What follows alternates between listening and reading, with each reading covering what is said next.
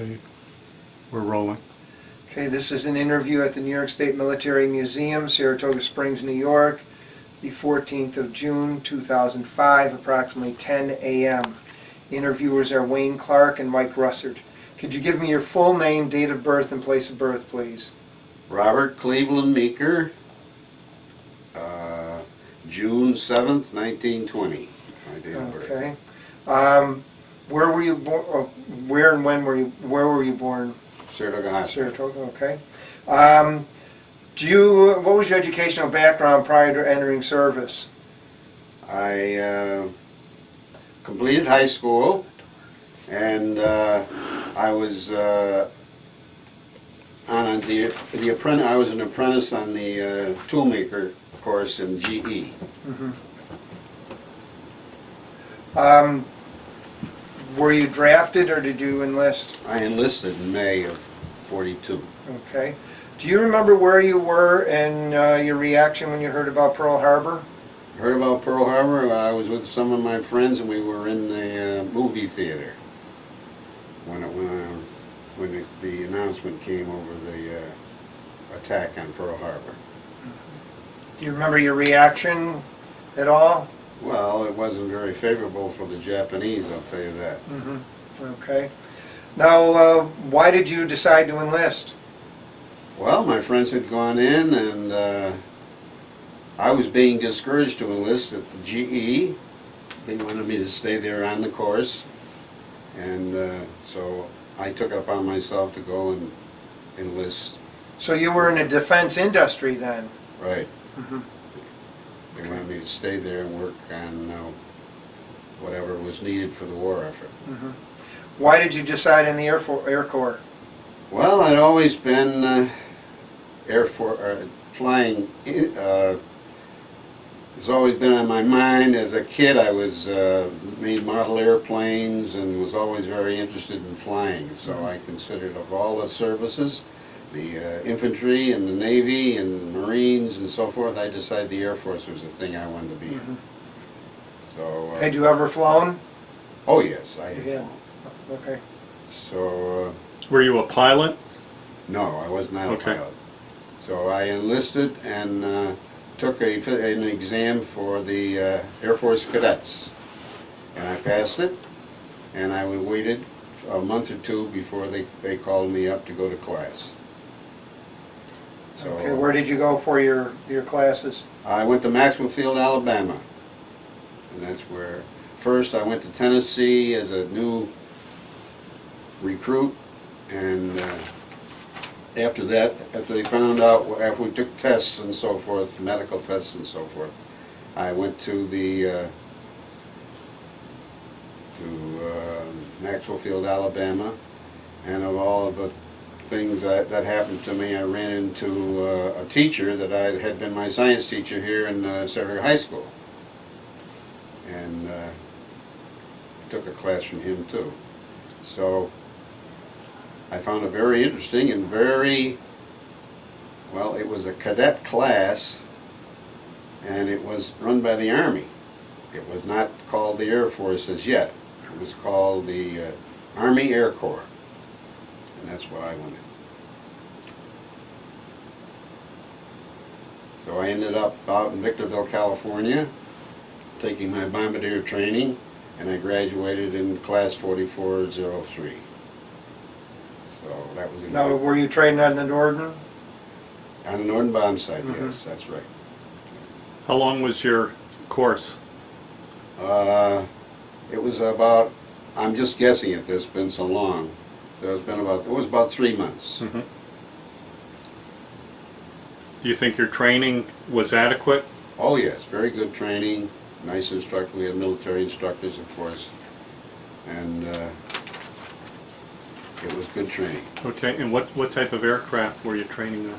We were training on what they call AT-11s. They were, we did navigation and drop bombs from it. We dropped 100-pound sand bombs that had a little shot charge in the tail so you could see where it hit. Mm-hmm. So nothing to do any damage, because they use the bombs over and over again Okay. for practice. So it was very good. Now, when was the first time you went on a B-24? Well, that was after I graduated as a Bombardier. I went to a pool where they assigned a crew for each airplane that was going overseas, and I was on the Bombardier on one of the B-24s, and my pilot and co-pilot, navigator and gunners were all assigned right there. So we knew but there was 10 men on the crew of the B-24. So we all got together and then they shipped us overseas. We took a brand new B-24 from California. We flew all the ways across the country and flew right over Saratoga Springs on our way to Italy. That's where I was stationed in Italy. So we got over there. Now, what route did you take across the Atlantic? Well, we went over the Azores, that's about all. I know the young man who was our navigator, he was plotting the course we would take, and he took us over the Azores, and he made sure he took us over Saratoga Springs on the way over. So, Now, had you been cross-trained in navigation also? yes, I had been in navigation. I was really a navigator, Bombardier navigator, Okay. what that was. Mainly bombardiering. Okay. Now, how long did it take you to cross? Do you recall? I don't recall. We landed up in, I forget where it was, we landed up in northern New York. And we stayed there for a few days, maybe 3 or 4 days because of the weather. So I don't remember. From there we went to the Azores, and the Azores we went on over to Africa, and then Africa we went up to Italy. Okay. When did you arrive in Europe? I think it's on my papers here, I think it was in July. We got our assignment and everything. Of course, I had a beautiful pair of binoculars I gave the Bombardiers so they could see the target, and they took them away from me the first thing we landed. So, it was very interesting. So next thing you know, we were living in a tent, and then after a while we bought a house, a house that was made out of this sandstone, and we lived in that house while we were over there. Now, did the whole crew live in it, or No, just the officers? just the officers lived in it, yeah. Okay. When did you see your first action? That I don't know, but I can tell you if I can look on Sure. Sure. my sheet here, the date. Now, where in Italy were you stationed? In Spinazzola, Italy. And So when you said July, it was probably July of '44 then that you went Yes. into there. Yes. Okay. yeah,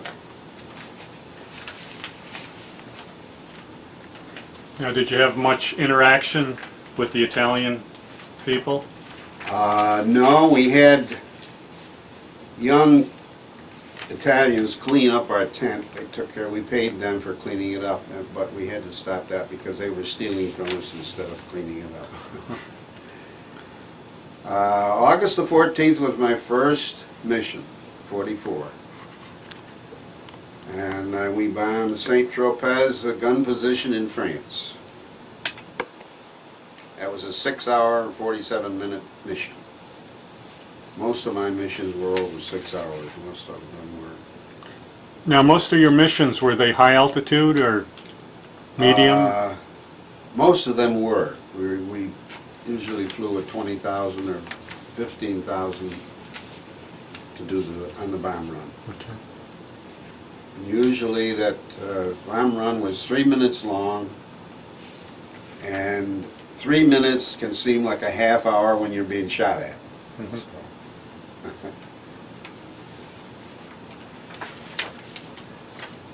Now, was a lot of, you say you were shot at, was it mostly flak, or were you bounced by fighters too? It was flak that we were going through, and they shot the flak up, the Germans shot the flak up in a pattern, so that it was like a whole box of flak that you had to fly through to get to the target. And that's how I got hit on my 13th mission. We were flying through some flak, and one of them came through the front. One little hunk of flak, the size of a bullet, came through and hit me in the leg. And the plexiglass, I had the plexiglass in my eye, the shards were sticking in my eyeball. So my navigator gave me a shot in the eye, in the leg, of whatever it was they had in the to calm you down. Probably morphine. Morphine, it was morphine, yeah. Where was your 13th mission? It was over Sweden, Poland. We went after an oil refinery. Right here it is. That's Sweden, Poland, over OR, oil refinery. It was 8 hours and 40 minutes long.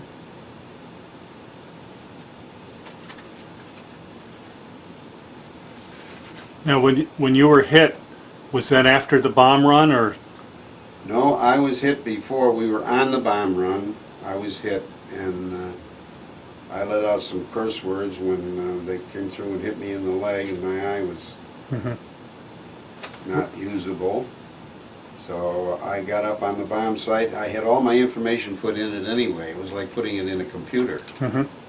So I had, on my way there, I had put all the information into the bomb site. So I just got on the bomb site and aimed, did my aiming at the target below with my other eye, and hit release from those settings that I had in there. Okay. Now, did you have any permanent damage from that? No, my leg bothers me now when the weather gets like it is now, and my eye, I had it looked at, it scratched the eyeball, but that's all, it healed up. So I didn't lose my sight in my eye. Now, on any of your other raids, did you ever go after Poesti? Oh yes, we went after Ploesti. Let's see here. We got Ploesti. I don't see any exactly. We never went on that stupid bomb run that here's one here on August the 18th in Romania, oil refinery, Ploesti. So we hit Bleckhammer too in Germany. That was a very important oil refinery. We hit that a lot of times. So I got 2, 4, 5 times I went there.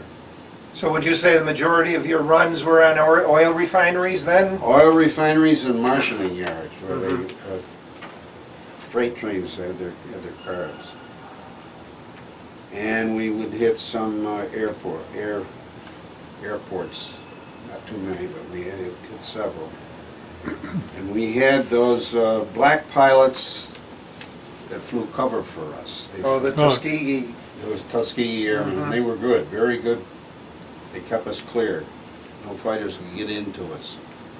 But they never went through the flak with us.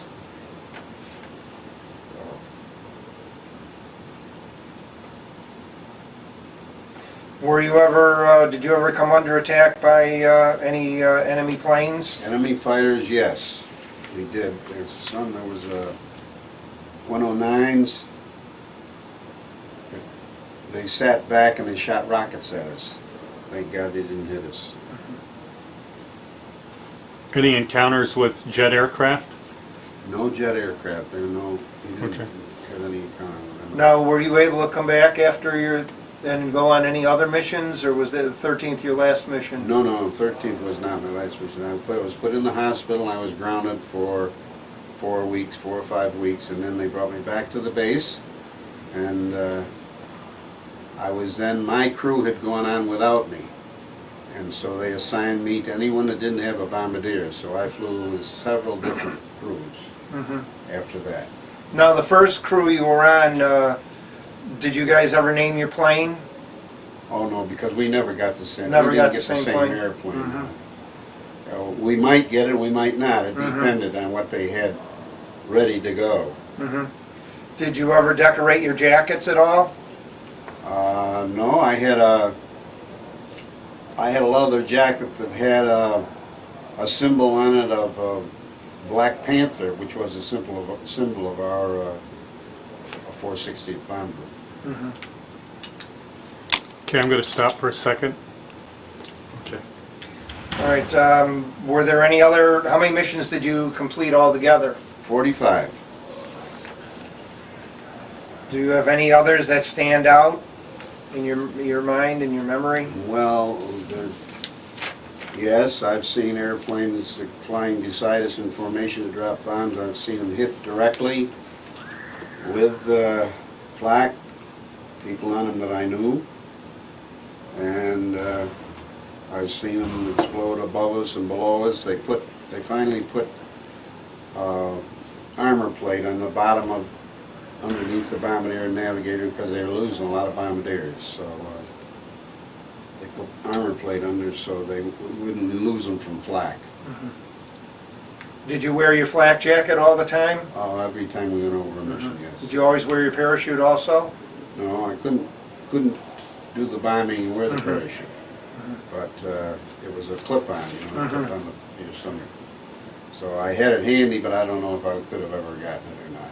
If I had it, I don't know. I thought one time we were going to jump because there had been damage to the plane, and the pilot finally said we can land, we can at least land. So we landed in a small island on the called the Isle of Vis. It was just off Yugoslavia. And we landed, and we no sooner landed and touched the ground, and the engines stopped. And he said we just ran out of gas. So we were very, very fortunate we got down. Because there were a lot of other airplanes trying to get down and land in this Isle of Vis. And then they took our airplane. That was then they sent some men from our base to take care of the plane, and then we flew it home. So we were there overnight, and they told us not to talk to the Yugos and don't go have a conversation or any kind of communication with them. So Why was that? well, I don't know. We might.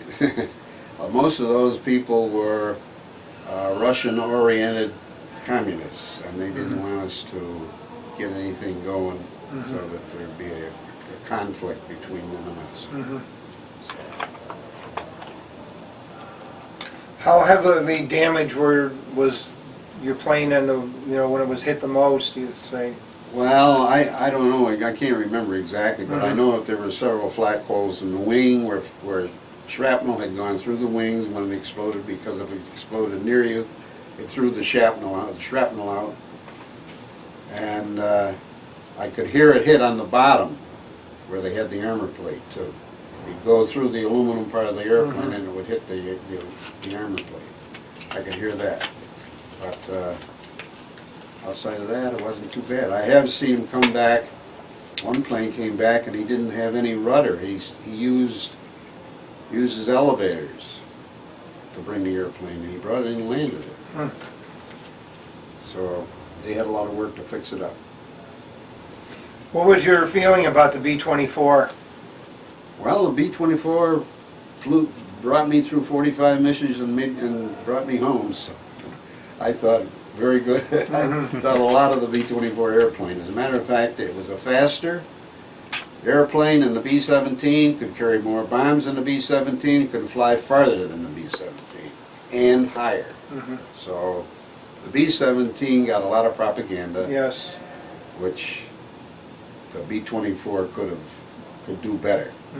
So because it was designed after the B-17 was designed and built, it was designed brand new, and it had good flying qualities.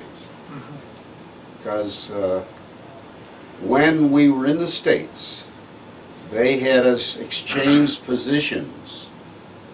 The Bombardier flew the airplane. The pilot, he was a Bombardier. The co-pilot was a Navigator. They switched around. And I did fly the B-24 for maybe 10 or 15 minutes, but it was all straight and flying in the air. Didn't bring it into land, but that's a little different. So I can remember doing that. Did you ever see any USO shows at all? Yeah, there was one there. I can't remember who it was. I don't know whether it was Bob Hope or it wasn't Hope. It was somebody else. I don't know who. I can't remember who it was right now.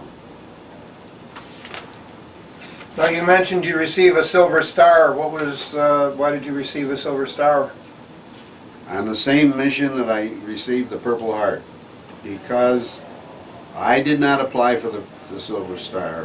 They gave it to me. So if they said I did and overdid what I was supposed to do as a bombardier, because I went ahead and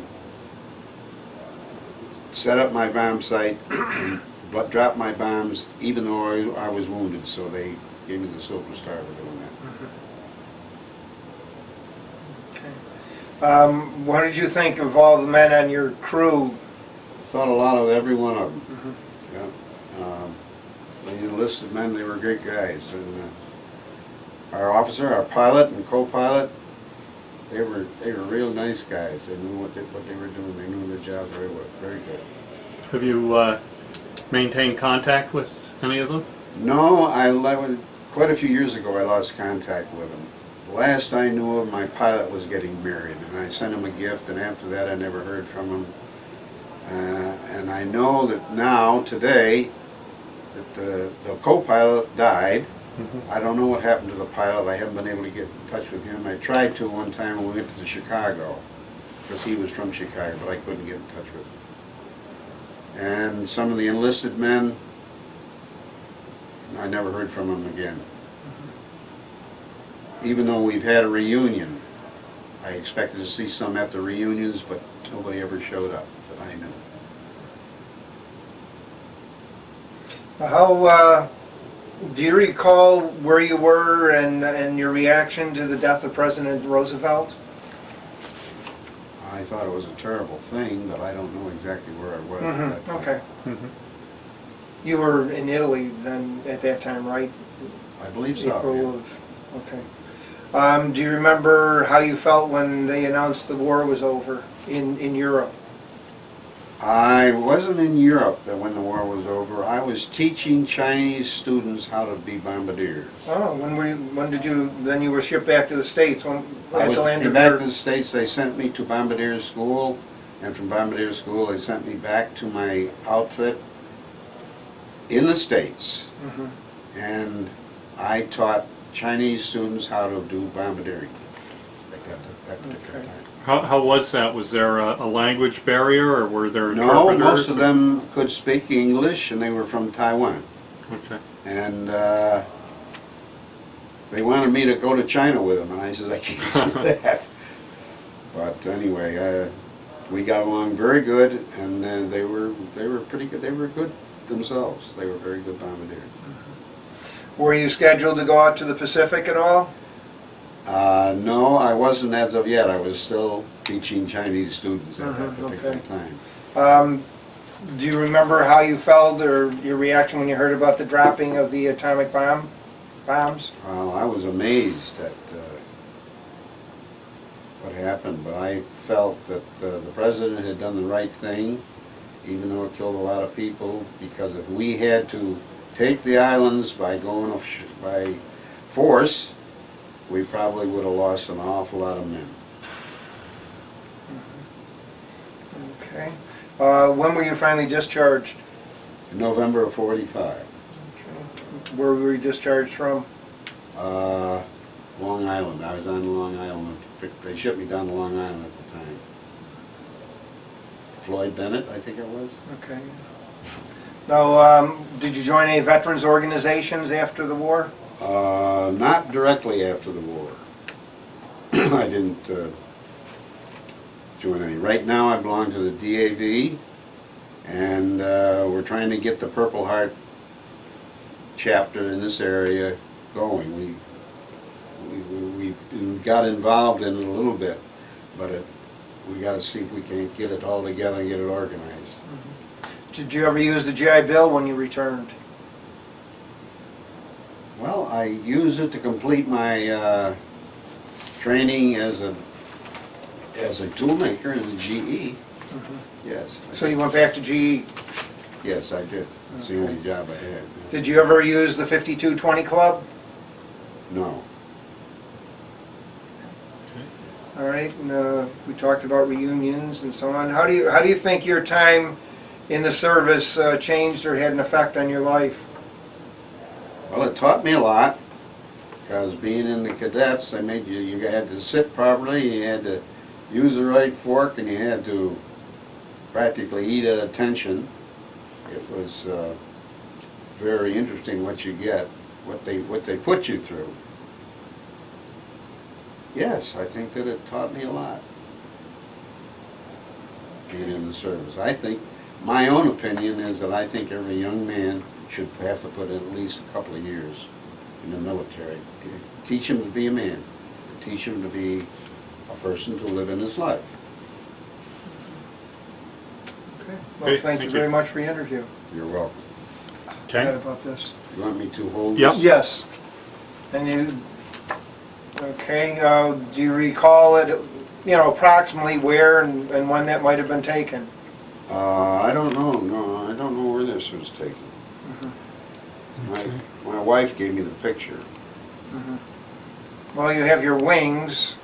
Yes. Doesn't look like you have any other medals, so maybe just after you Right after graduated? or- graduation. Yeah, it probably was. Well, he was in the 15th at that point, too. Oh, yeah, that's true. You were assigned to the 15th, so, Yeah, it might have been taken after I come back from overseas. yeah.